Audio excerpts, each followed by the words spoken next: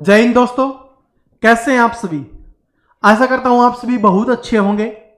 और अच्छे क्यों नहीं होंगे, जिसका आप वेट कर रहे थे। एसएससी जीडी की आपकी वैकेंसी है, भर्ती है, वो आ चुकी है और उसकी तैयारी हम सभी स्टार्ट कर चुके हैं। तो आज उस तैयारी में हम करने वाले हैं मैथ यानी गणित का सेट नंबर फर्स्ट। और ये जो सेट होने वाला है, ये होने वाला है पिछले वर्षों के प्रश्नों का हल होगा, यानी कि प्रीवियस ईयर क्वेश्चंस का हल होने वाला है। और ये पूरे पेपर के रूप में होने वाला है, यानी कि 20 के 20 क्वेश्चंस मैं यहां पर आपको करवाने वाला हूं। और जो पेपर में आए हैं, ठीक है, वो क्वेश्चंस का ये सेट होने वाला है। अगर आप इन सभी क्वेश्चंस को सोल्व कर पा रहे हो तो इसका मतलब है कि आप सिलेक्शन ले सकते हो, अपनी तैयारी बहुत अच्छे से है। ठीक है, तभी मैंने लिखा हुआ है कि बस इतना कर लो, सिलेक्शन पक्का। क्योंकि आपको पता है कि जो पेपर में आ रहा है और उसको अगर आप सोल्व कर पा रहे हो तो इसका मतलब तैयारी अच्छी खासी है आपकी। और तैयारी अच्छी है तो फिर सिलेक्शन लेने से कौन ही रोक सकता है, कोई नहीं रोक सकता। ठीक है, तो आपको देखना है कि 20 क्वेश्चंस में से आप कितने क्वेश्चन सही कर पाते हो। अभी ये हमारा सेट नंबर फर्स्ट होने वाला है और अभी तो आपने तैयारी स्टार्ट ही की है। तो देखना कि 20 में से कितने क्वेश्चन सही है, ये लास्ट में सारे के सारे क्वेश्चन सोल्व होने के बाद आपको कमेंट सेक्शन में जरूर बताना है। क्योंकि जैसे जैसे आप पढ़ते हुए चलोगे आपका स्कोर बढ़ता रहेगा, आपको एक मोटिवेशन और नई एनर्जी, नई ऊर्जा, पॉजिटिव ऊर्जा आपको मिलती रहेगी। ठीक है, तो चलिए मोटिवेशन से इसकी शुरुआत कर लेते हैं कि सब्र रखो क्योंकि हर नया बदलाव आसान होने से पहले मुश्किल हुआ करता है। अभी आप सभी ने पढ़ाई स्टार्ट की है, काफी समय से नहीं पढ़ रहे थे, रेस्ट कर रहे थे, आराम से मजे कर रहे थे। लेकिन अभी पढ़ाई स्टार्ट की है तो पढ़ने में भी प्रॉब्लम आ रही होगी, दिमाग भी बोलता होगा कि बस कर यार, बहुत हो चुका। ठीक है, दिल भी बोलता होगा चलो मूवी देख लेते हैं, चलो फोन चला लेते हैं। लेकिन ये थोड़ा सा है, क्योंकि अभी बदल रहे हो ना, पहले मजे कर रहे थे, अब पढ़ रहे हो, तो बदलाव होगा, थोड़ी सी प्रॉब्लम होगी, थोड़ी सी मुश्किल जरूर होगी। लेकिन आप कंटिन्यू इसको करते रहोगे तो ये मुश्किल है वो आसान बन जाएगी और जो आपकी सफलता है वो आपको मिल जाएगी। ठीक है, अब काफी एनर्जी आपके अंदर आ चुकी है, तो पहला ही क्वेश्चन आपकी स्क्रीन पे आपको दिखाई दे रहा है। अगर कल ही जो हमारी परसेंटेज की क्लास आई थी, 20 दिन 20 क्लास चल रही है, अगर परसेंटेज वाली क्लास देखी होगी तो ये क्वेश्चन आपके लिए बहुत ही आसान होने वाला है। पहला क्वेश्चन क्या है, देखिए कि एक कार की कीमत 2,50,000 है। बस मैथ के क्वेश्चंस को सोल्व करने का सबसे आसान तरीका क्या होता है कि क्वेश्चंस को अच्छे से पढ़ लो। और अगर क्वेश्चंस को आप अच्छे से पढ़ लेते हो ना, तो ये समझ लो कि आधा क्वेश्चंस आपका वहीं पे सोल्व हो गया। कि एक कार की कीमत 2,50,000 रुपए है। पहले वर्ष इसके मूल्य पर 10% का हास होता है और दूसरे वर्ष इसमें 15% का हास होता है। तो 2 वर्ष के बाद कार का मूल्य क्या होगा। कल ही मैंने समझाया था, अभी आपको बता दिया गया कि अभी वर्तमान कीमत ये है, पहले वर्ष 10% की कमी आई, दूसरे वर्ष 15% की कमी आई, 2 साल के बाद कितना होगा। ठीक है, तो अपने को दिया हुआ है कौन सा, 2,50,000 दिया हुआ है, तो उसको हम लिख लेते हैं कि वर्तमान मूल्य ये है। इसी में से कमी हो रही है, 10 की कमी हो रही है। हास का मतलब मैंने क्या बताया था, कमी होगी, जिसको हम 100 में से माइनस करके लिखेंगे। अगर 100 में से 10 माइनस करेंगे तो कितना आएगा, 90 आ जाएगा, 90%। और प्रतिशत को हटाने के लिए हम क्या करते हैं, बटे में 100 करते हैं। इतना आप सभी जानते हो। ठीक है, आगे फिर क्या बोला, फिर दोबारा से क्या हो रहा है, अगली साल दूसरी साल 15% का हो रहा है। तो 100 में से 15 माइनस करेंगे, कितना आ जाएगा, 85%। और हटाने के लिए बटे में 100 करेंगे। बस इसको कैलकुलेट करना है और अपना आंसर निकालना है। देखिए प्रीवियस ईयर पेपर के हिसाब से मैं ये सेट करवा रहा हूं, तो मैं आपको इसको इस तरीके से बताऊंगा कि हम पेपर में कम समय में सोल्व कैसे कर सकते हैं। ठीक है, क्योंकि आप सभी जानते हो कि पेपर में अपनी स्पीड है ना, वो भी जरूरी है। ओके, तो जो भी कट रहा है काट दीजिए। देखिए कट रहा है, 4 0 से 4 0 कैंसिल हो गई आपकी, 4 0 से 4 0 कैंसिल होगी। ऊपर क्या बच गया, इधर 25 बच गया, गुना में 90 और गुना में 85। अब इनको गुना करिए और आपका आंसर निकल जाएगा। आपको पता है एक जीरो है, इसका मतलब लास्ट में जीरो तो आएगी, तो लास्ट में जीरो आएगी और सभी ऑप्शंस में जीरो है। इस क्वेश्चन का आंसर देखिए बिना गुना किए, क्योंकि आपको पता है कि 85 को 9 से गुना करोगे फिर 25 से गुना करोगे, समय लगने वाला है। लेकिन कम समय में कैसे कर सकते हैं, स्मार्ट तरीके से। ये जीरो का तो आपको पता चल गया, जीरो को छोड़ते हैं बाकी गुना करते हैं। 5 को 9 से गुना करेंगे कितना आएगा, 45। इकाई अंक 45 में भी क्या बनेगा, 5। फिर 5 को 5 से गुना करेंगे तो क्या आएगा, 5 पंजे 25, 5 आने वाला है। इसका मतलब लास्ट में जीरो रहेगी, ये तो हमें पता है, लेकिन जीरो के बाद जो अंक रहेगा वो 5 रहेगा। अब ऑप्शन में देख लो किसमें है, जीरो के बाद 5 है, नहीं है तो ये आंसर नहीं हो सकता। जीरो के बाद 5 है, नहीं हो सकता। जीरो के बाद 5 है तो ये आंसर हो जाएगा। इसमें भी नहीं है, इस वजह से वो हो गया, चेक करने की आवश्यकता नहीं है। और अगर मान लो आप बोलोगे सर जी अगर 2 में ऐसा हो तो भाई कैलकुलेट कर लेना, ठीक है। लेकिन ये रियल क्वेश्चन है, पेपर का क्वेश्चन है, तब मैंने आपको बता दिया है कि पेपर में हमको इस तरीके से सोल्व करना है। समझ में आ गया होगा, और मुझे पता है आप सभी ने सोल्व भी किया होगा। जिसने 20 दिन 20 क्लास में प्रतिशत की पहली क्लास देखी होगी उसने इसको सोल्व कर लिया होगा। अगला क्वेश्चन भी है इस सेट का सबसे अच्छा क्वेश्चन है, और इस टाइप का क्वेश्चन भी कल हमने सीखा था। देखो क्या है कि एक व्यक्ति अपनी मासिक आय का 25% बचत करता है। इसमें कुछ नहीं करना, बस थोड़ा सा अपने दिमाग का यूज करना है। इसमें कुछ आंकड़े नहीं दिए गए, लेकिन वो आंकड़े दिए गए हैं। सर जी ऐसे कौन सी बात बता रहे हो, अभी तो बोल रहे हो कि आंकड़े नहीं दिए गए, अभी बोल रहे हो आंकड़े दिए गए हैं। लैंग्वेज में आंकड़े दिए गए हैं, पढ़ोगे तो निकाल दोगे दिमाग का यूज करके। देखो क्या है कि एक व्यक्ति अपनी मासिक आय का 25% बचत करता है। क्वेश्चंस को ध्यान से पढ़ना है, हर बार एक बात बोलता हूं, क्वेश्चंस को ध्यान से पढ़ो कि एक व्यक्ति अपनी मासिक आय का 25% है वो बचत करता है, ओके। उसकी आय में 20% वृद्धि होने के कारण उसका व्यय, जिसको हम खर्च बोलते हैं, वो 20% बढ़ जाता है। वह अब हर महीने 1500 रुपए की बचत कर पाता है, तो उसकी मूल मासिक आय ज्ञात कीजिए। यानी शुरुआत में उसकी मासिक आय क्या थी ये अपने को बताना है। अपने को आय नहीं पता, अपने को खर्चा नहीं पता, लेकिन अपने को बचत पता है कि बचत कितनी है, 25% है।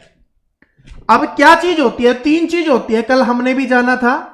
एक होती है आय, दूसरा होता है व्यय या खर्च, और तीसरा होता है बचत, ठीक है। यही 3 चीजें होती हैं। बचत अपने को दे दी गई है, वो है कितनी, 25% है। और अपने को एक बात भी पता है कि आय अपने आप में 100% होती है। जब 100% आय है, 25% बचत है, तो इसमें माइनस कर लो कितना बचेगा, 75%, जो उसका क्या हो जाएगा, व्यय हो जाएगा। मैंने बोला ना कि वैसे तो नहीं दिया गया, आंकड़े तो नहीं दिए गए, लेकिन जो ये लैंग्वेज लिखी गई है क्वेश्चंस की, इसी से अपने को आंकड़े बनाने पड़ेंगे, और ये बन गए। उसके बाद बोला कि आय में 20% की वृद्धि होगी। इसमें 20% की वृद्धि करेंगे तो कितना हो जाएगा, 100 में से 20% जोड़ेंगे तो 120 हो गया, ठीक है, क्योंकि 100 का 20% तो 20 ही होता है। उसके बाद व्यय में भी 20% बढ़ गया, खर्चा भी 20% बढ़ गया, तो इसका 20% कितना हो जाएगा, 1/5 कितना होता है, 15 होता है, तो ये हो जाएगा 90, यानी 90% खर्चा हो गया। जिसकी आय 120 है, खर्चा इतना है, तो इसमें से ये माइनस कर दो, आपकी बचत निकल के आ जाएगी, जो कितनी हो जाएगी, 30% हो जाएगी। जो कितनी हो जाएगी, 30% हो जाएगी। अब आगे क्या बोला गया कि वह अब हर महीने 1500 की बचत कर पाता है। अब की बात कर रहा है, सैलरी बढ़ने के बाद, ठीक है, खर्चा बढ़ने के बाद अब कितने की बचत करता है, 1500 की। यहां पर प्रतिशत में कितनी है, 30%, तो इसका मतलब 30% का मान कितना है अपना, 1500 है। 1% का मान क्या हो जाएगा, इसके बटे में 30। अपने को किसका मान निकालना है, तो उसकी मूल मासिक आय ज्ञात कीजिए। मूल मासिक आय कितनी थी, मूल का मतलब जो स्टार्टिंग में थी, शुरुआत में थी, वह 100%। तो अपने को क्या करना है, 100% का मान निकालना है, तो गुना में 100 कर देंगे। 1 0 से 1 0 कैंसिल, 3 से काटेंगे, 50 पे कट गया, और 50 के आगे 2 0 लगा दो, 5000 रुपए आंसर आ जाएगा, जो ऑप्शन नंबर बी में दिया गया है। बताओ आसान था ना। और जिसको आसान नहीं लग रहा था मैंने अच्छे से समझा भी दिया है। और भाई क्लासेस जरूर देखा करो, मैं आपको बता रहा हूं।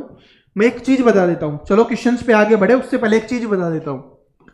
जो 20 दिन 20 क्लास आ रही है ना, ये समझ लो आपकी एसएससी जीडी के लिए रामबाण होने वाली है। 20 दिन 20 क्लास, अगर आपको इनको पढ़ लेते हो ना तो आपको स्कोर करने से कोई नहीं रोक पाएगा मैथ में, ये मेरा वादा है आपसे। और फिर भी कोई कमी रह जाती है तो मैं आपके साथ हूं, कोई कमी नहीं रहने दूंगा, ठीक है। लेकिन क्या करना है, बस कंटिन्यू देखना है, क्योंकि जब तक कंटिन्यू नहीं देखोगे, लगातार नहीं पढ़ोगे, नहीं सीख पाओगे। इस बात को याद रख लेना, ठीक है। सिर्फ 20 दिन तो पढ़ना है, 20 दिन में मैथ चकाचक हो जाएगी, देख लेना। अगला क्वेश्चन देखो क्या है कि एक कंपनी में, और मैं एक बात स्टार्टिंग में बताई थी कि 20 के 20 क्वेश्चंस का आंसर आपको खुद देना है और लास्ट में कमेंट करके बताना है कि कितने सही हुए आपके। ओके ना, याद रखना इस बात को, गिनते हुए चलना है। अपने पास नोटबुक वगैरह ले लेना, उसमें लिखते हुए चलना और सोल्व करते हुए चलना। एक कंपनी में 100 कर्मचारियों का औसत भार 62 किलोग्राम है और शेष 25 कर्मचारियों का औसत भार 52 किलोग्राम है, तो उस कंपनी के सभी कर्मचारियों का औसत भार ज्ञात कीजिए। चलो बताइए, जब इन्होंने बोला कि 100 कर्मचारी हैं, उनका औसत भार कितना है, 62 किलोग्राम है, तो ये टोटल हो जाएगा। फिर दूसरा है कि 25 कर्मचारी हैं और उनका औसत भार कितना है, वो है 52 किलोग्राम है, ये हो जाएगा। एक तरीका क्या है कि इनको गुना करके यहां पर लिख दो, इनको गुना करके यहां पर लिख दो, दोनों को जोड़ लो और उसको 125 से भाग कर दो, उस कंपनी के सभी कर्मचारियों का औसत भार आ जाएगा, ठीक है। एक तरीका तो ये है, इसमें तो मुझे करवाने की आवश्यकता नहीं है, बस गुना ही करना है।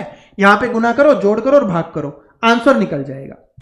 दूसरा तरीका क्या होता है, एक थोड़ा स्मार्ट तरीका आप बोल सकते हो उसको, वो क्या होता है, उसमें अगर आप थोड़ा सा अपने दिमाग को घुमाओगे तो वो आ जाएगा। कैसे कि मान लो भाई सभी का 52 होता, मान लिया हमने सभी का 52 होता, ठीक है, सभी का 52 होता, इस 25 का तो 52 है ही, इन 100 का भी 52 होता, ठीक है, एवरेज। लेकिन ये कितना ज्यादा है, 52 से 10 ज्यादा है। कितना ज्यादा है, 10 ज्यादा है। लेकिन वो एक के लिए है, एक के लिए 10 ज्यादा है। यहां पर कितने हैं, 100 हैं, एक के लिए 10 ज्यादा है तो 100 के लिए 10 ज्यादा होगा, तो टोटल कितना है, 1000 ज्यादा है। अब इस 1000 को हमें 100 में बांटना है भाई, 100 और 25 यानी 125, और 125 अंठे क्या होता है, 1000 होता है, यानी 8 ज्यादा हो रहा है एक का, तो इसमें 8 जोड़ दो, कितना आ जाएगा, 60 आ जाएगा। तो option number B correct answer हो गया, ठीक है। बाकी तो मैं आपको क्लास में समझा ही दूंगा, औसत वाली क्लास आने वाली अपनी, उसमें मैं आपको समझा दूंगा। बाकी समझ में आ गया तो ठीक है, ठीक है, वरना जो बेसिक वाला तरीका उससे भी कर सकते हो, ठीक है।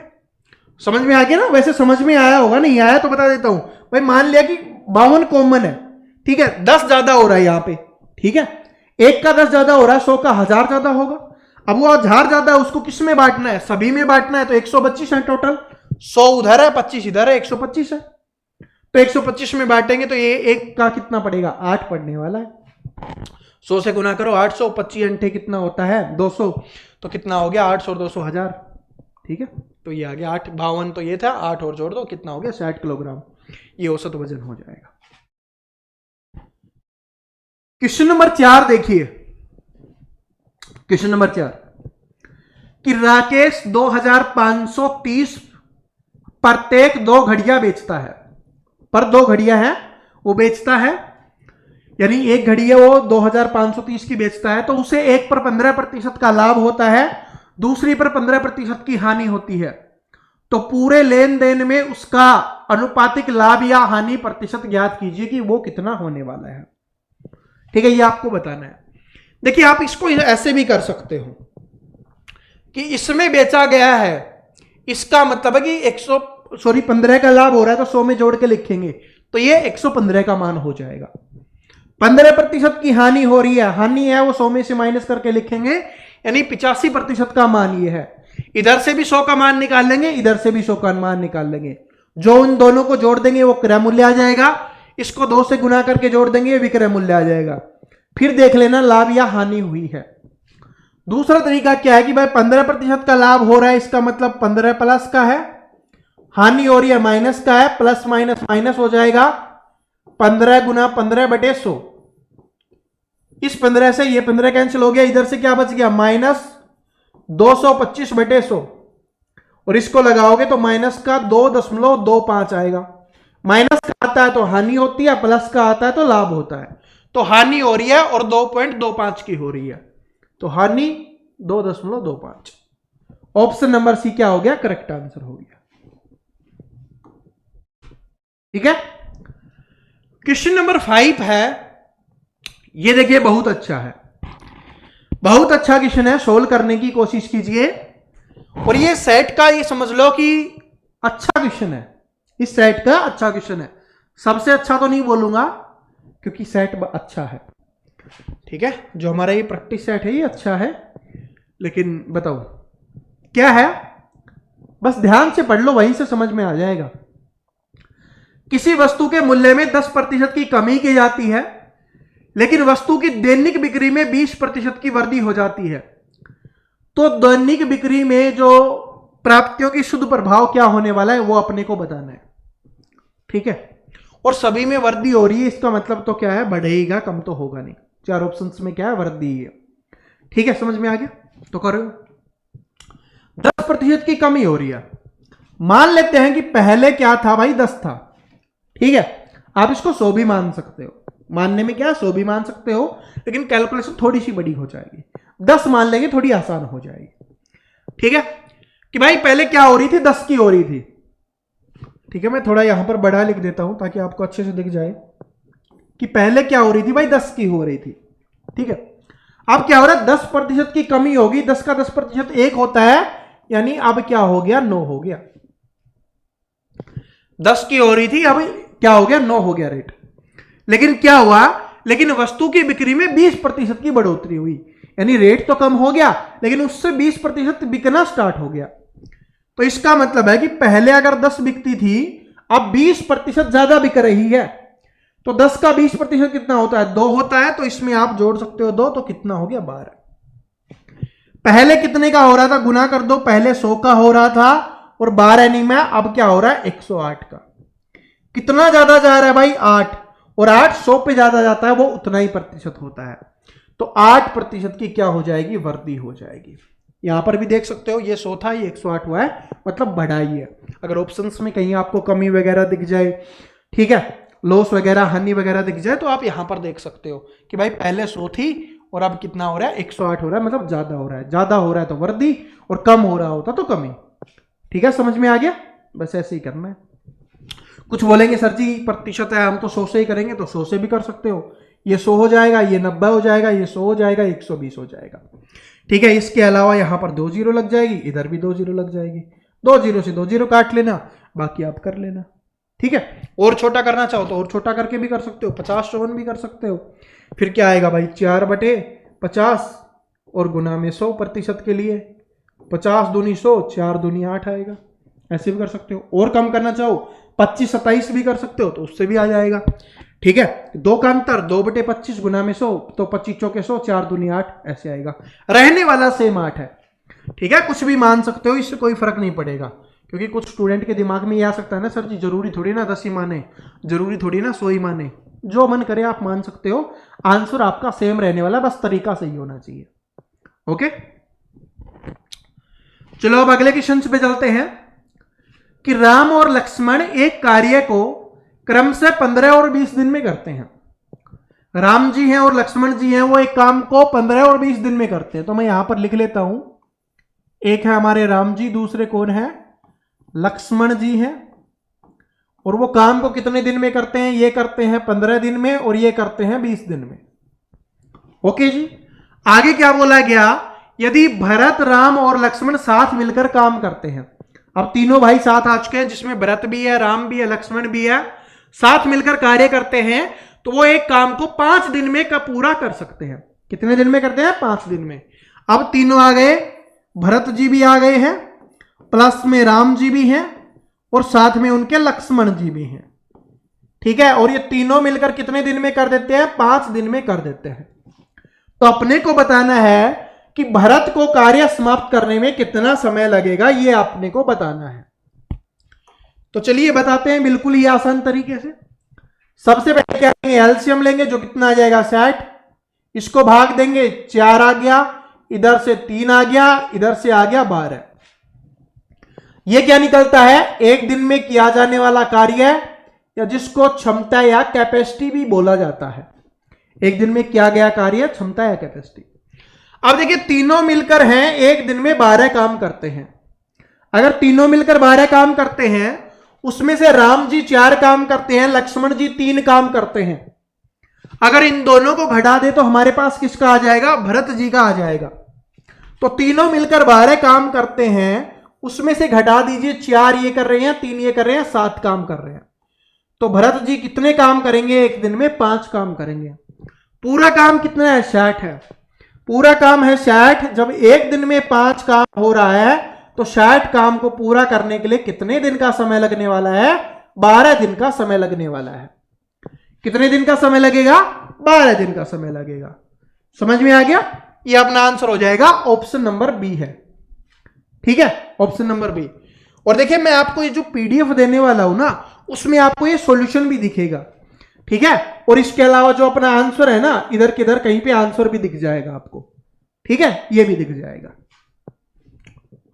चलिए अब हम आगे चलते हैं, क्वेश्चन नंबर 7।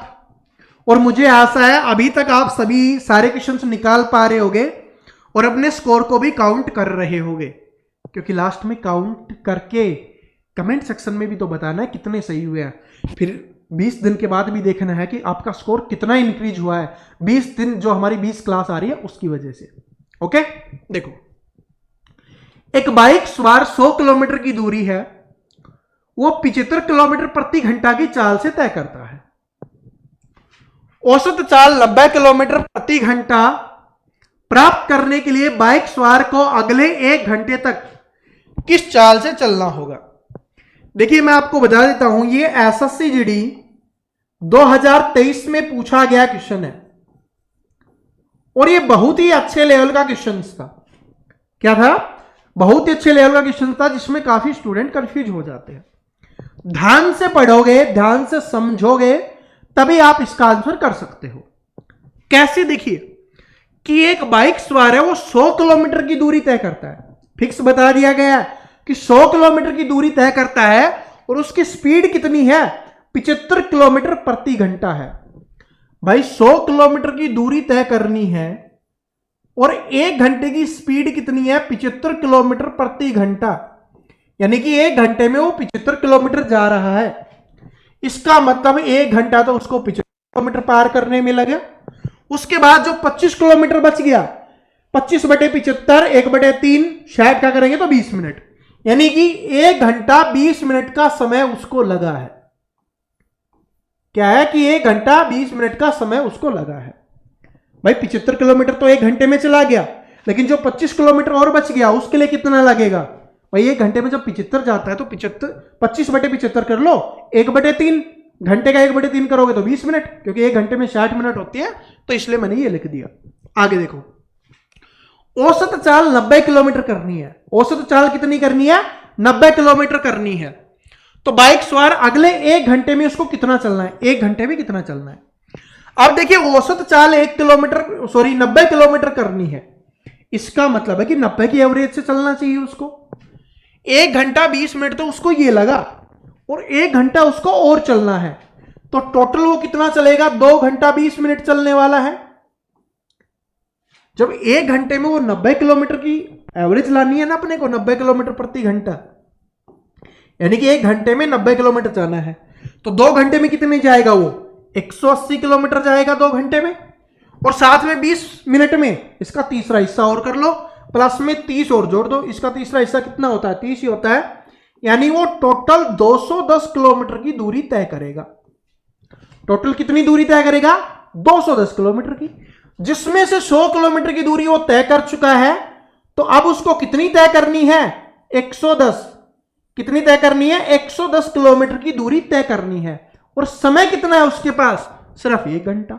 जब 1 घंटे में आपको 110 किलोमीटर की दूरी तय करनी है, तो आपकी स्पीड क्या होनी चाहिए, भाई 110 किलोमीटर जाना है, ठीक है, 1 घंटे में जाना है, तो क्या आ जाएगा, स्पीड हो जाएगी 110 किलोमीटर प्रति घंटा।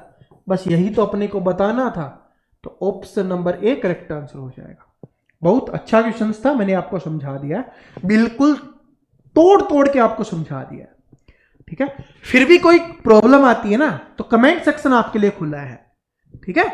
इसलिए होता है कमेंट सेक्शन कि कोई भी प्रॉब्लम आए आप बताइए, ताकि हम उसको अगले जो हम सेट करवाएं उसमें आपकी उस प्रॉब्लम को हम सोल्व कर सके।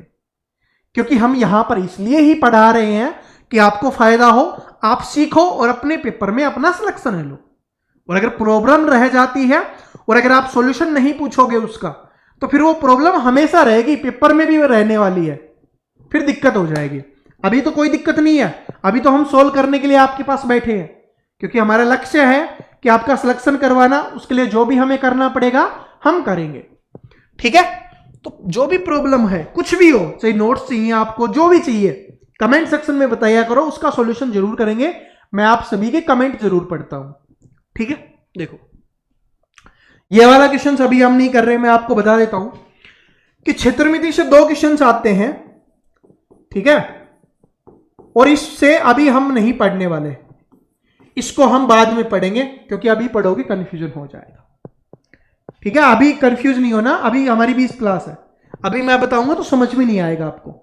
और जिसको आता है, ऐसा नहीं कि भाई हमने पहले भी पढ़ाया हुआ है, ठीक है, और स्टूडेंट काफी दिनों से पढ़ रहे हैं, तो आता होगा कुछ स्टूडेंट को। जिनको आता है इसका आंसर कमेंट सेक्शन में बताना, वरना जब इसकी मैं क्लास करवा दूंगा उसके बाद हम इसको भी सोल्व कर लेंगे, ठीक है। ज्यादा इसमें कुछ नहीं है, बस फॉर्मूले याद हैं तो कर दोगे। अगला क्वेश्चन है आपका, इसको देखिए कि जैक एक कार्य को 30 दिन में पूरा कर सकता है, रेयान यह कार्य 14 दिन में कर सकता है। तो 2 है, एक है भाई जैक साहब हैं, वो कितने दिन में करते हैं, 30 दिन में करते हैं। दूसरे कौन है, रेयान साहब है, और ये कितने दिन में करते हैं, ये 14 दिन में पूरा करते हैं।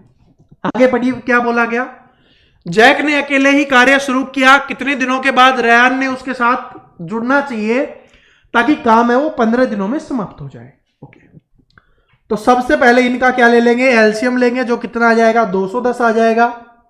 इधर से भाग दोगे 7 आ जाएगा, इधर से दोगे कितना आ जाएगा, 15 आ जाएगा। जो क्या निकल के आ जाएगी, इनकी क्षमता निकल के आ जाएगी, कैपेसिटी, एक दिन में किया जाने वाला कार्य। और ये वाला होता है, ये वाला क्या होता है अपना, ये वाला होता है अपना टोटल वर्क, यानी ये वाला होता है अपना कुल कार्य। इतना समझ गए, ये वाला क्या होता है, टोटल वर्क, कुल कार्य होता है। ओके, अब बोला कि जैक ने अकेले ही कार्य शुरू किया। जो जैक है पहले नंबर वाला, उसने अकेले काम शुरू कर दिया है। कितने दिनों के बाद जो रेयान है वो भी साथ आना चाहिए कि पूरा कार्य 15 दिनों में समाप्त हो जाए। इसके कहने का मतलब यह है कि काम पूरा 15 दिन में समाप्त होना चाहिए। और शुरुआत किसने की है, जैक ने की है। इसका मतलब क्या है कि जैक तो स्टार्टिंग से है, रेयान कभी बीच में आया होगा, वो तो हमें बताना है कि बीच में कब आया है, ठीक है। लेकिन जैक है वो स्टार्टिंग से है, स्टार्टिंग से है, तो इसका मतलब उसने 15 के 15 दिन काम किया होगा, क्योंकि 15 दिनों में काम समाप्त हो रहा है। इसका मतलब तो यही है कि उसने 15 के 15 दिन क्या किया होगा, काम किया होगा। जब एक दिन में वो 15 काम करता, सॉरी एक दिन में जब वो 7 काम करता है, तो 15 दिन में उसने कितना काम किया होगा बताइए। तो 15 7 कितना हो जाएगा, 105 काम। कितना काम कर दिया उसने, 105 काम। टोटल काम कितना है, 210 है, उसमें से 105 इसने किया है। तो इसका मतलब क्या हो जाएगा, 105 जो बचा हुआ काम है वो किसके द्वारा किया गया होगा, रेयान द्वारा किया होगा।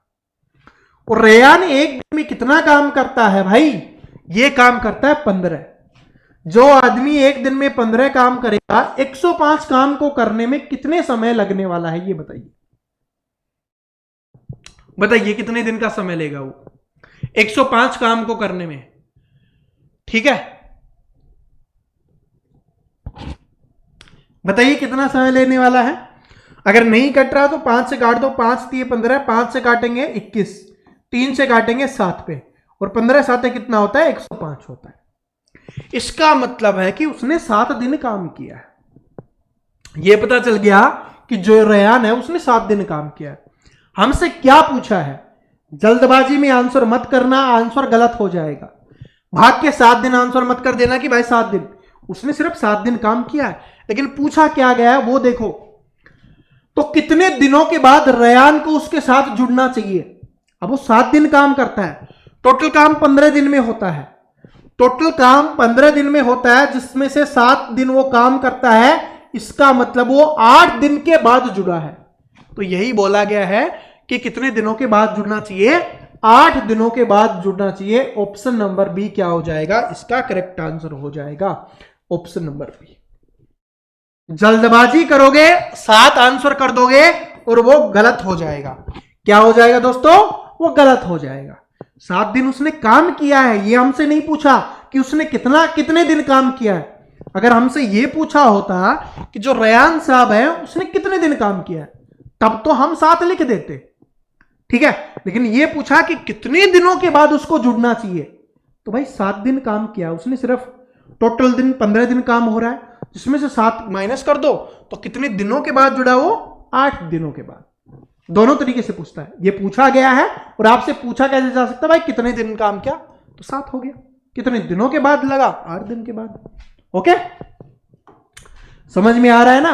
बस समझ में आना चाहिए, ठीक है। अगला क्वेश्चन देखो, ये तो हम रीजनिंग में कर लेंगे, ठीक है। इसको यहां पर चलो करवा देते हैं। अब क्वेश्चन ले ही लिया है, दिख ही गया है, तो इसको कर लेते हैं, क्या प्रॉब्लम है, ठीक है। रीजनिंग में तो पढ़ा ही रहे हैं, यहां भी देख लो, और मैथ में आया हुआ है ये देखो। इन जो ये स्टार लिखे हुए हैं ना, इनके स्थान पर अपने को इनमें से कोई सा लगाना है और बताना है कौन सा सही है। पहले देख लो, पहले हम लिख लेते हैं, कितना है? 172, 86, 14, 2 और 30 है, ठीक है। और ये 30 क्या है? बराबर में है, यानी इन पूरे को सोल्व करने पे 30 आना चाहिए। पहले क्या है? भाग है, फिर जमा है और फिर गुना है, ऐसे है। तो सबसे पहले भाग सोल्व होगा, तो भाग सोल्व करेंगे तो कितना आ जाएगा? ये यहां पर 2 से जा रहा है ना, बिल्कुल ये 2 पे चला जाएगा, तो इसके स्थान पर कितना आ गया? 2, प्लस में फिर गुना होगा, 14 दूनी 28, और 28 और 2 कितना हो गया? 30, और बराबर में दूसरी तरफ भी क्या है? 30, 30 बराबर 30 आ गया, इसका मतलब बिल्कुल सही है। तो इसका मतलब क्या हो गया? ऑप्शन नंबर ए ही सही हो गया। अपने को आगे चेक करने की आवश्यकता नहीं पड़ी, ऑप्शन नंबर ए ही है, वो सही है। समझ में आ गया? बस कुछ नहीं करना था, इनके स्थान पर ये रख के देखो। अगर ये वाला नहीं आता फिर दूसरा रख के देखते हैं, फिर तीसरा, फिर चौथा, इस तरीके से देखते हैं, ठीक है। और ये बोर्ड मास वाला फॉर्मूला है कि भाई पहले भाग को सोल्व करेंगे, फिर गुना को सोल्व करेंगे, फिर जमा या घटा को सोल्व करेंगे, ठीक है। ये तो बोर्ड मास की एक स्पेशल क्लास मैंने करवा रखी है, और जिसको नहीं आता तो सर्च कर लेना, क्या लिखोगे? बोर्ड मास प्रवीण कटारिया, क्लास मिल जाएगी और सीख लेना उससे कि कैसे करते हैं।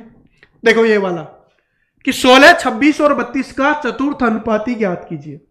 मैं आपको बता देता हूं, ये क्वेश्चन है ना इस टाइप का, ये बार बार रिपीट हुआ था, बार बार रिपीट हुआ था, हर शिफ्ट में रिपीट हुआ था, ये कह सकते हो आप पिछली बार, ठीक है। 2023 वाले एग्जाम में हर शिफ्ट में आया था। तो चतुर्थ अनुपाती निकालो। चतुर्थ अनुपाती निकालने का सबसे सिंपल फॉर्मूला क्या है कि b गुना सी बटे में a, इसको याद रख लो बस, b गुना सी बटे में a, यानी b और c को गुना करना है और बटे में a लिखना है। और फिर भी नहीं समझ रहे तो भाई दूसरी और तीसरी संख्या को गुना करना है और बटे में पहली संख्या से भाग देना है, या बटे में पहली संख्या लिखो। चलो लिख देते हैं इधर, क्या है? 26 गुना 32, बी और सी, यानी दूसरी तीसरी संख्या ये है, ये लिख दिया। बटे में कितना है? 16 लिख दो। 16 दूनी 32 और 26 दूनी क्या हो गया? 52 हो गया। Option number D correct answer हो जाएगा। 16, 26 और 32 का चतुर्थ अनुपाती क्या निकल के आ जाएगा? ये अपना 52 निकल के आ जाएगा। बस इतना ही है, ऐसा कुछ नहीं है कि आप ना कर पाओ। अगर आप पढ़ते हो, थोड़ी मेहनत करते हो, तो ऐसा कुछ भी नहीं है आप नहीं कर पाओ, ठीक है। और सबसे पहले आपके अंदर जुनून होना चाहिए, एक जज्बा होना चाहिए कि इस बार मुझे कुछ भी हो जाए, कितनी भी मेहनत करनी पड़ जाए, इस बार मुझे एसएससी जीडी में जॉब लेकर फौज की खाकी वर्दी पहननी है। ये आपका लक्ष्य होगा, एम होगा ना, तब सारी चीजें है ना वो आपको छोटी लगने लग जाएंगी, सारी प्रॉब्लम है वो छोटी लगने लग जाएंगी। ठीक है, कुछ नहीं है, 3 महीने की बात है, 2-3 महीने पढ़ लोगे जिंदगी बन जाएगी, पूरी जिंदगी मजे करोगे। अगर अभी 6 से 8 घंटे पढ़ लोगे ना तो 3 महीने ही मेहनत करनी पड़ेगी, वरना फिर 30 साल मेहनत करनी पड़ेगी 8 से 12 घंटे। इस बात को याद रख लेना। सरकारी नौकरी एक ऐसी है जिसमें आपका जीवन बदला जा सकता है। सिर्फ 8 घंटे आराम से सरकारी नौकरी करनी है फिर। ठीक है, सरकारी नौकरी का रुतबा ही अलग होता है, आप सभी जानते ही होगे, तभी आप तैयारी भी कर रहे हो। ठीक है, ये एनर्जी होनी चाहिए, मोटिवेशन, तभी तो मजा है। ठीक है, देखो क्या है कि एक कॉलेज की कैंटीन में 96 छात्रों को 5 दिन परोसने के लिए खाद्य सामग्री इकट्ठी की गई। 96 छात्र हैं, उनको 5 दिन परोसा जा सकता है, इतनी की खाने की सामग्री है, उसको इकट्ठा किया गया। लेकिन नए दाखिले होने के कारण 64 और छात्र जुड़ गए। अब खाद्य सामग्री कितने दिन चलेगी?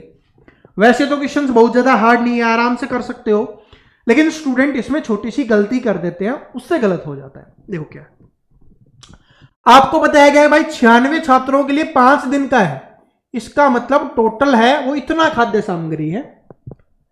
भाई एक दिन का होता है तो 96 लोगों के लिए होता है, 5 दिन के लिए है तो इसको गुना कर सकते हैं कि इतने लोगों के लिए हो गया। फिर क्या हो गया कि 64 छात्र और जुड़ गए। ठीक है, और जुड़ गए तो स्टूडेंट यहां पर क्या लिख देते हैं, 64 लिख देते हैं, वही उनकी गलती होती है। 64 नहीं लिखना, क्योंकि 64 छात्र नहीं है, 64 तो और जुड़े हैं। 96 अपने पास पहले से ही है, 96 स्टूडेंट पहले से ही है, 64 और आ गए, इसका मतलब कितने हो गए अब टोटल, ये 160 हो गए हैं। तो ये जो सामग्री है वो 160 लोगों के लिए कितने दिन चलेगी ये अपने को बताना है। ठीक है, इससे काट लो 5 से, 5 3 15, 5 दूनी 10 और 32 96, यानी कितने दिन चलने वाली है, 3 दिन चलने वाली है। तो ऑप्शन नंबर सी क्या हो जाएगा, आपका सही आंसर हो जाएगा। बस फिर बता रहा हूं, गलती सिर्फ एक जगह होती है, इसको बटे में लिखने पे, क्योंकि यहां पर 64 नए आए हैं तो पुराने वाले तो रहेंगे ना। ऐसा थोड़ी ना है कि पुराने वालों को रोटी नहीं देंगे, खाना नहीं देंगे, उनको भूखे मार दे तुम्हारे चक्कर में, नए वालों के चक्कर में। ठीक है, ऐसे थोड़ी ना करेंगे, क्योंकि पुराना प्यार पुराना ही होता है और पुराना यार भी पुराना ही होता है। ठीक है, आप जानते हो जो स्कूल का आपका यार है ना, वो भाई आपका पुराना यार है, वो हमेशा रहेगा। ठीक है, बाकी तो आते हैं और जाते रहेंगे, बाकी है वो यार बनते रहेंगे, बिछड़ते रहेंगे, जीवन चक्कर है वो चलता रहेगा। ठीक है, देखो क्या है कि कितने वर्षों में 4000 की धनराशि ब्याज के वार्षिक रूप से चक्रवृद्धि किए जाने पर 10% वार्षिक चक्रवृद्धि ब्याज की दर से 5324 हो जाएगी। यह चक्रवृद्धि ब्याज का सबसे आसान क्वेश्चन मैं मानता हूं, इसमें आपको कुछ भी करने की आवश्यकता नहीं है, बस जो खोपड़ी का ताला खोलो और इसमें थोड़ा दिमाग लगा लो, बस आंसर निकल जाएगा। कैसे? जब आपको पता है कि 4000 रुपए की राशि है, 10% का ब्याज है, तो मतलब इसका मतलब है कि 10% कितना होता है, 400 रुपए। इसका मतलब है कि एक साल में भाई 400 का ब्याज तो देना पड़ेगा। ठीक है, और टोटल देखो अब कितनी हो रही है, वो 5324 हो रही है। सॉरी, 4000 से कितनी हो रही है, 5324 हो रही है। इसका मतलब है कि 1324 उसको ब्याज के रूप में देने हैं। ठीक है, और एक साल है 400 है, अगर 2 साल होती तो 800, 3 साल होती तो 1200 और 4 साल होती तो 1600 हो जाता। लेकिन अपने को कितना देना है, 1300 देना है। 3 साल में कितना आ गया, 1200 आ गया। लेकिन वो क्या आया है, वो साधारण ब्याज आया, ना कि चक्रवृद्धि ब्याज आया। तो ये 3 साल में पूरा हो रहा है ना, 3 साल में 1200, भाई 3 से छोटा बताओ, भाई 2 साल में पूरा हो रहा है, नहीं हो रहा है। एक साल में 400 है, अगले साल क्या होगा, 400 और 400 का 10%, 40 और हो जाएगा। क्या होगा, नहीं होगा ना। तो 2 साल में नहीं होगा, क्या 3 साल में हो रहा है, बिल्कुल हो रहा है। तो 3 साल आंसर, क्योंकि 1200 से ज्यादा होना चाहिए और 1600 से कम होना चाहिए, वो इसी में है 3 साल में। 4 साल में क्या हो रहा है, 1600 हो रहा है, इसमें तो 1200 से ज्यादा होना चाहिए। ठीक है, वो तो कम है 2.5 साल में तो। ठीक है, तो ये आंसर हो गया, ऐसे कर सकते हो, कुछ कैलकुलेट करने की आवश्यकता नहीं है। ये तो मैंने आपको फिर भी बताने के लिए लिखा है, बिना बताई। सबसे आसान है, चक्रवृद्धि ब्याज का सबसे आसान क्वेश्चन है वो। ठीक है, ये और देखो कि एक डीलर किसी वस्तु पर 25% की छूट देता है, नगद भुगतान में वो 15% की और छूट देता है। एक ग्राहक ने इतने नगद का भुगतान किया तो वस्तु का अंकित मूल्य ज्ञात कीजिए। इसका बिल्कुल सिंपल तरीका है, अपना जो वो वाला जो प्रतिशत वाले में मैंने बताया था वही लगा दो कि पहले भाई अंकित मूल्य x था, हमें नहीं पता कितना था लेकिन हमने मान लिया x था। उसके बाद क्या किया, 25% की छूट दी गई। छूट मतलब कमी हो रही है तो कितना हो रहा है, 100 में से माइनस कर दो 75% और प्रतिशत हटाने के लिए बटे में 100। फिर दोबारा से क्या हो रहा है, 15% की एक और छूट दी जा रही है, 100 में से 15 माइनस कर दो 85%। ये फिर कितने का भुगतान कर रहा है, 255 का। तो अपने को यही बताना कि स्टार्टिंग में कितना था। बस काट दो और आपका आंसर निकल जाएगा। 25 × 75 और 25 × 100। ठीक है, 5 से काटेंगे 20 × 5 100 और 5 से काटेंगे 17 × 5 85। उसके बाद किसी से कट रहा है, कट रहा है क्या, कट रहा है तो काट दो, नहीं कट रहा तो रहने दो। उसके बाद क्या है, ये इधर चला जाएगा 20 और 4 और ये इसके बटे में आ जाएगा 3 और 17। ठीक है, 3 से काट लो, कट जाएगा। और वैसे तो ये 51 से ही कट जाएगा क्योंकि 17 × 3 51 और 51 से काटेंगे 5 पे। 20 चौके 80 और यार ये ऐसे कर लो ना, 4 दूनी 8, 8 पंजे 40, 40 के आगे 0 लगा दो, कितना आ जाएगा 400 आ जाएगा। ऑप्शन नंबर 1 करेक्ट आंसर हो गया। चलो आंसर भी चेक करवा देता हूं आपको, ऑप्शन नंबर 1। ठीक है, बस कैलकुलेशन है, जैसे मन करे वो कर लो, बिल्कुल आसान है, बिल्कुल ही आसान है। ये वाला क्वेश्चन देखो, अच्छा क्वेश्चन है। कोई क्वेश्चंस तो हम मिस तो नहीं कर रहे ना, बता देना भाई कोई क्वेश्चंस मिस कर रहे हो तो बताओगे कैसे। वैसे रिकॉर्डेड क्लास है ना, लाइव थोड़ी ना कि बता दोगे, बाद में बता देना, करवा देंगे। देखो ये सरलीकरण में आता है, बिल्कुल ही सिंपल है। सबसे पहले छोटा ब्रैकेट सोल्व करेंगे, फिर बीच वाला ब्रैकेट सोल्व करेंगे, बाकी बचा हुआ उसको सोल्व करेंगे। तो यहीं पे सोल्व कर लेते हैं, मैं लिखता नहीं हूं, यहीं पे सोल्व कर लेंगे हम।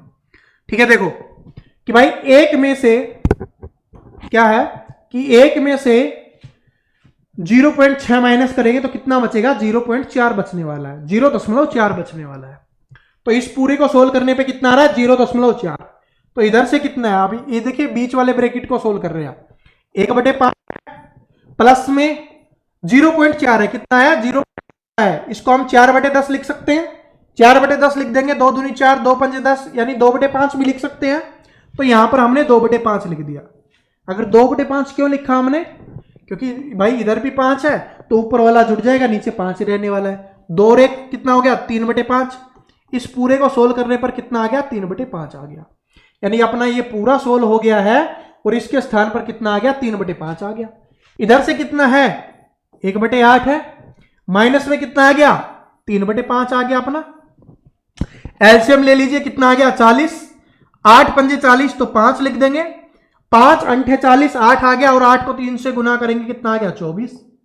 24 में से 5 गया क्योंकि माइनस का है ना, तो 24 में से 5 गया, माइनस का 19 बच गया और बटे में कितना है 40। तो माइनस का 19/40 आंसर आना चाहिए। माइनस का 19/40 क्या हो जाएगा, आपका आंसर हो जाएगा।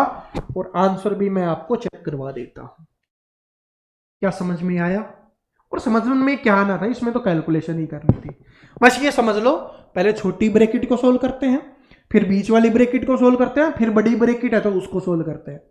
ठीक है, उसके बाद जो बाकी चीजें होती हैं उनको सोल्व करते हैं। भाग हो गया, गुना हो गया, जोड़ हो गया, घटा हो गया।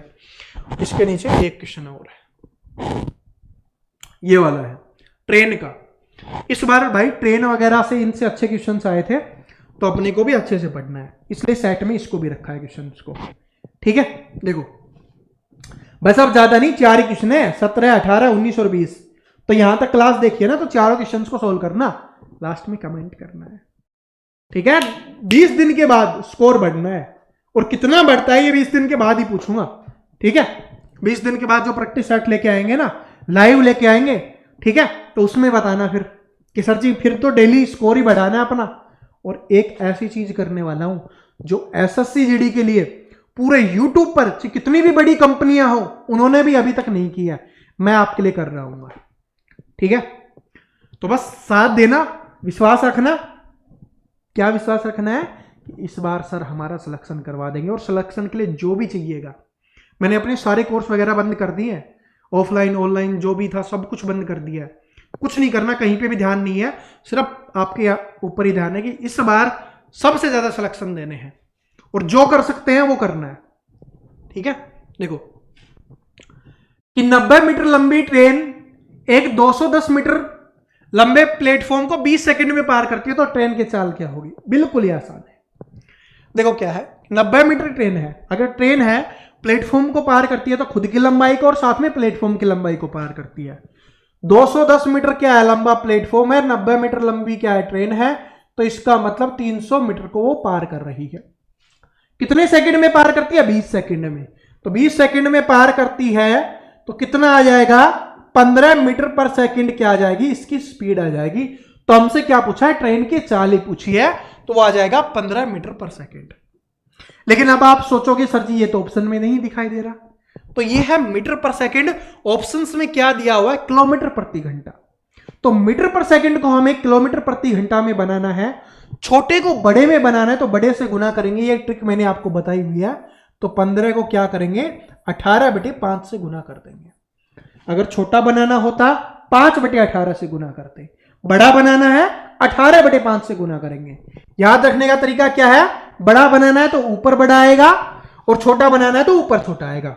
बस काट दो इसको, 5 से काटेंगे, 5 3 15 और 18 3 कितना हो जाएगा? 54 किलोमीटर प्रति घंटा। ऑप्शन नंबर ए क्या हो जाएगा? आपका यहां पे करेक्ट आंसर हो जाएगा। ठीक है, और भाई देखना है तो आंसर देख सकते हो। ये वाला क्वेश्चन देखिए, ये भी है भाई, और ये दोनों है ना एक ही पेपर के, मैं आपको बता देता हूं, तो इसलिए इस चैप्टर को आप कम इंपोर्टेंट नहीं समझ सकते। एक ही पेपर के हैं दोनों क्वेश्चन। देखो क्या है कि 190 मीटर और 195 मीटर लंबाई वाली दो ट्रेनें हैं। ए और बी समानांतर पटरियों पर एक दूसरे की ओर, एक दूसरे की ओर का मतलब एक इधर से आ रही है, एक इधर से आ रही है, दोनों आमने सामने से आ रही है। 50 किलोमीटर प्रति घंटा और 76 किलोमीटर प्रति घंटा की चाल से चल रही हैं, तो वह एक दूसरे को कितने समय में पार करेंगे? जब आपको पता है कि ट्रेनें एक दूसरे को पार करती हैं तो खुद की लंबाई को पार करती हैं, दोनों की लंबाई जोड़ो, इसकी 190 है, उसकी 195 है, तो कितनी हो जाएगी? 385 हो जाएगी, 385 मीटर हो जाएगी। ठीक है, किसमें है? मीटर में। इस बात को भी याद रख लेना, 385 मीटर हो जाएगी। उसके बाद अब क्या है कि भाई दोनों अलग साइड से आ रही है, तो क्या बताया हुआ? स्पीड जुड़ जाएगी। एक इधर से आ रही है, एक इधर से आ रही है। जब दो दोस्त भागते हैं ना मिलने के लिए, मूवीज में देखा होगा कि हीरोइन भाग रही है, हीरो भाग रहा है, तो स्पीड जुड़ जाती है क्योंकि ये भी भाग रहा है और उधर वाला भी भाग रहा है। ऐसे ही ट्रेन है, इधर वाली ट्रेन भी भाग रही है, इधर वाली भी, तो स्पीड जुड़ जाएगी। तो जोड़ दो, इन दोनों को जोड़ेंगे तो कितना आ जाएगा? 126 किलोमीटर प्रति घंटा। लेकिन क्या है? किलोमीटर में है, इसको मीटर में बनाना पड़ेगा। या तो इसको किलोमीटर में बनाओ या इसको मीटर में बनाओ, तो इसको मीटर में बना लेते हैं। मीटर में बनाएंगे, छोटा बनाना है तो 5/18 से गुना करेंगे, तो ये 5 आ जाएगा, 18 क्या है? अपना ऊपर चला जाएगा। ठीक है, अब काट दो इसको, 5 से कट रहा है, 5 से काटेंगे, 5 7 35, 5 7 35, तंत्र आ गया। फिर 7 से काटेंगे तो 11 पे कट गया, इसको 7 से काट दो, 7 कम 7, 7 8 56, 18 से 18 कैंसिल हो गया, कितना आ जाएगा? 11। तो 11 सेकंड का समय लगने वाला है। तो ये आपका आंसर हो गया। कितना समय लगेगा? 11 सेकंड का समय लगेगा। ठीक है, और ये कैसे होता है? चाल समय दूरी वही है। ठीक है, अगला क्वेश्चन देखिए कि अंकित मूल्य पर छूट देने के बाद एक मोबाइल फोन का क्रय मूल्य का मूल्य है वो 20,250 है। छूट देने के बाद कितना है? 20,250 है। यदि कोई छूट नहीं दी जाती तो दुकानदार को 20% का लाभ होता, तो मोबाइल फोन का क्रय मूल्य क्या होगा? ठीक है, लाभ और हानि का है, तो इसका आंसर है वो आप कमेंट सेक्शन में बताना सभी स्टूडेंट कि इसका आंसर क्या होने वाला है। और बाकी तो कल परसों में जो लाभ और हानि की क्लास आ रही है उसमें मैं आपको ये सारी टाइप है वो समझा दूंगा। ठीक है, बिल्कुल आसान है कि भाई क्या है, 90% है, 10% की छूट दे रहा है, तो 90 का मान है वो अपने पास दिया हुआ है, फिर 100 का निकालो, जो 100 का निकलेगा वो 120 के बराबर है, फिर 100 का निकाल दो, आंसर निकल जाएगा। इस तरीके से करना है। अगला क्वेश्चन और आज की क्लास का लास्ट क्वेश्चन है, देखिए क्या है कि अरविंद ने कर्मिक छूट योजना के तहत वस्तु खरीदी जिसमें क्रमिक रूप से 20% और 25% की छूट दी गई, तो बिल के रूप में 6,000 रुपए का भुगतान किया गया, तो वस्तु का एमआरपी कितनी थी ये आपको बताना है। सिंपल वही तरीका है भाई, एक्स थी मान लो एमआरपी, उस पे क्या हुआ 20% की छूट दिया, 80% में बेचा है, प्रतिशत हटाने के लिए बटे में 100, 25% की छूट दे रहा है 75% बटे में 100, कितना आ रहा है ये 6,000 आ रहा है। 25 75, 25 चौके 100, 20 पंजे 100 और 20 चौके 80, 4 से 4 कट गया और कुछ बच रहा है, 3 से काट दो 2,000 आ गया ये, और 2,000 को 5 से गुना कर दो तो एक्स का मान कितना आ जाएगा 10,000 रुपए आ जाएगा। एक्स का मान कितना आ जाएगा 10,000 रुपए। तो आपने यही पूछा था कि वस्तु का एमआरपी कितनी होगी, 10,000 रुपए हो जाएगी, जो ऑप्शन नंबर ए में दिया गया है। ठीक है, तो यहां पर चेक कर सकते हो, ऑप्शन नंबर ए है वो करेक्ट आंसर हो जाएगा। ठीक है, तो आशा करता हूं दोस्तों आप में से इनमें से मोस्टली क्वेश्चन आपने सोल्व किए होंगे, और ये आपके अगर क्लास पसंद आई है तो लाइक कर देना। जो भी डाउट हो, जो भी पूछना चाहते हो वो आप कमेंट में पूछ सकते हो। अपने सभी दोस्तों के साथ शेयर कर देना, जिसके साथ आप चाहते हो कि भाई उसके साथ पेपर देने जाओ, उसके बाद सिलेक्शन हो जाए तो साथ ट्रेनिंग करो, साथ आपकी जॉब लगे, तो उसके साथ इस वीडियो को शेयर कर देना। और जो भी स्टूडेंट चैनल पे नया है, चैनल को सब्सक्राइब करके बेल आइकन को जरूर प्रेस कर लेना। और जो भी इस क्लास की पीडीएफ चाहता है, आने वाली सभी क्लासेस की पीडीएफ चाहता है, और साथ में प्रैक्टिस के लिए पीडीएफ चाहता है, तो अपने प्रवीण कटारिया मैथ वाला जो टेलीग्राम चैनल है आप उसको ज्वाइन कर सकते हो, जिसका लिंक आपको डिस्क्रिप्शन में मिल जाएगा। यहां पर प्रैक्टिस करने के लिए आपको बहुत सारे क्वेश्चंस, बहुत सारी पीडीएफ है वो मिल जाएंगी, जैसा कि आपको यहां पर दिखाई दे रहा है। लिंक है डिस्क्रिप्शन में है, और डिस्क्रिप्शन वाले लिंक से ओपन नहीं होता तो सर्च कर लेना प्रवीण कटारिया मैथ। लगभग 30,000 के आसपास स्टूडेंट अभी जुड़े हुए हैं, ये बढ़ जाएंगे। ठीक है, थैंक यू, मिलते हैं नेक्स्ट वीडियो में। तब तक हंसते रहिए, मुस्कुराते रहिए, पढ़ते रहिए। All the best.